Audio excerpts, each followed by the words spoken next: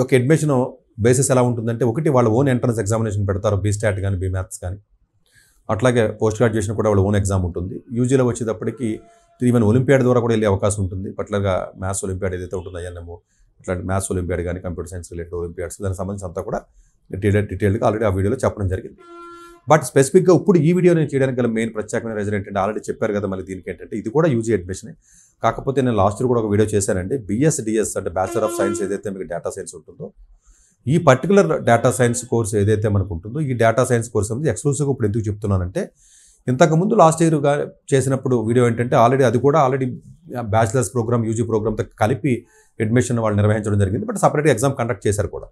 but ఈసారి ఈ యొక్క బిఎస్డిఎస్ ప్రోగ్రామ్ ఏదైతే మీకు ఉంటుందో అది హైబ్రిడ్ పద్ధతిలో జరుగుతున్నటువంటి ప్రోగ్రామ్ ఏదైతే ఉంటుందో ఈ ప్రోగ్రామ్కి ఎలిజిబిలిటీ క్రైటీరియాని మార్చడం జరిగింది ఎందుకంటేనంటే బీ మ్యాథ్స్ అన్నప్పుడు కొంచెం డిఫరెంట్ పద్ధతిలో బీ స్టాట్ అన్నప్పుడు డిఫరెంట్ పద్ధతిలో ఎగ్జామ్ పెట్టి ఒలింపియాడ్ ద్వారా తీసుకునేవారు ఇది జనరల్గా bachelor of science in data science అంటే మోరార్లెస్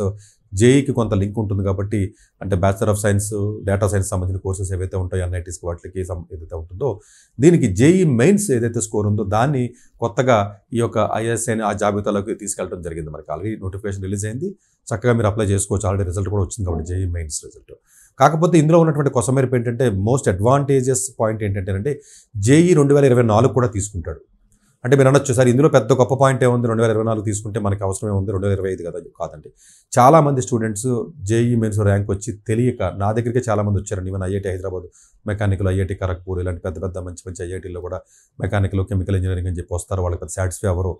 సరైన ప్లేస్మెంట్స్ ఉండకపోవచ్చు జీపీఎస్ సరిగా రాదు మళ్ళీ అదర్ స్కిల్స్ డెవలప్ చేసుకోవడానికి కుదరకపోవచ్చు ఇదంతా డిఫరెంట్ డైమెన్షన్ అండి ఎప్పుడైనా సపరేట్గా నేను వీడియోలో చెప్తాను నేను అలాంటి వ్యక్తులకు ఇప్పుడు ఏంటి లైఫ్ అంతా ఇబ్బంది పడిపోతున్నాం అని చెప్పి చాలామంది అనుకుంటారు కాదండి ఆ 2024లో మీకు వచ్చినటువంటి స్కోర్ ఏదైతే ఉందో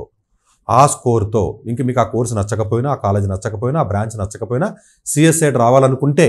డేటా సైన్స్ సైడ్ రావాలనుకున్నప్పుడు మీకు ఉన్నటువంటి గోల్డెన్ ఆపర్చునిటీ కింద దీన్ని చెప్పొచ్చు సార్ మరి 1 year పోతుంది కదా పోతే మనకి దానివల్ల ఇబ్బంది ఉండదు అంటే పోయినా దాని గురించి పట్టించుకోకర్లేదు కానీ 1 year అనేది పెద్ద 40 సంవత్సరాల కెరియర్లో అసలు నథింగ్ అది దాని వాల్యూ పెద్ద జీరో